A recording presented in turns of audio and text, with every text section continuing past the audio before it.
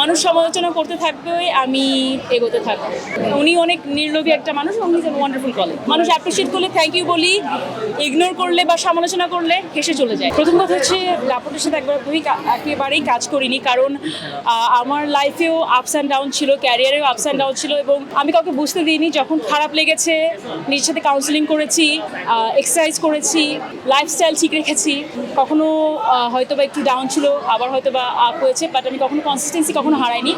এবং আজকে এখানে আসতে পেরেছি, খুব ভালো লেগেছে। এবং আমি সবসময় চাই যে যারা ইয়াং জেনারেশন আছে, এই ফেসবুক সেলিব্রিটিদের ভিড়ে অ্যাটলিস্ট কিছুটা হলেও তাদেরকে ইন্সপায়ার করা, যাতে লাইফে কোন জায়গাগুলোতে আমরা বেশি স্ট্রাগল করেছি, বিভিন্ন প্রফেশনের মধ্যে আমি আছি, এখনও আছি, কোন জায়গাগুলোতে স্ট্রাগল করেছি, এবং অপরচুনিটিস তারা যেন না হারায়, তাদেরকে একটু ইন্সপায়ার করা। সেই কারণে অ্যাকচুয়ালি এখানে আসা, কোর্ট একটু ব্রেক টাইমে আসা।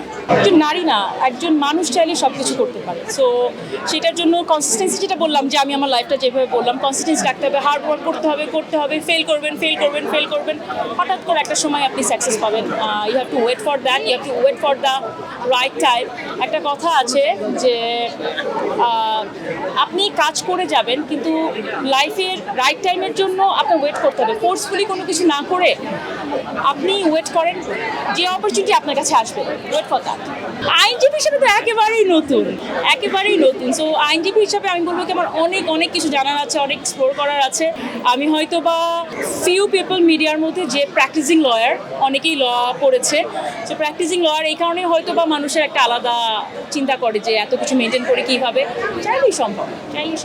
আমি সবসময় বলেছি যে মনে করেন, আমি এটা বিপিএল এর সময় থেকে বলি, ওয়ার্ল্ড কাপের সময় থেকে বলি, না বিপিএল এর সময় থেকে বলি, ওয়ার্ল্ড কাপের আগে, যে মানুষ সমালোচনা করতে থাকবে, আমি এগোতে থাকবো। উনি অনেক নির্লোভী একটা মানুষ, উনি ওয়ান্ডারফুল কলেজ। ফেসবুকে সেলিব্রিটি হওয়া বা ফেসবুকে ভাইরাল হওয়া মানে আপনি মনোবলিতে আপনি যেভাবে রিচ হয়ে গেলেন সেরকম। It's not a real world. So I always know how to calm me down. So এটা আমি ওভারঅল কখনোই না। মানুষ অ্যাপ্রিশিয়েট করলে থ্যাংক ইউ বলি, ইগনোর করলে বা সমালোচনা করলে হেসে চলে যায়। That's my personal.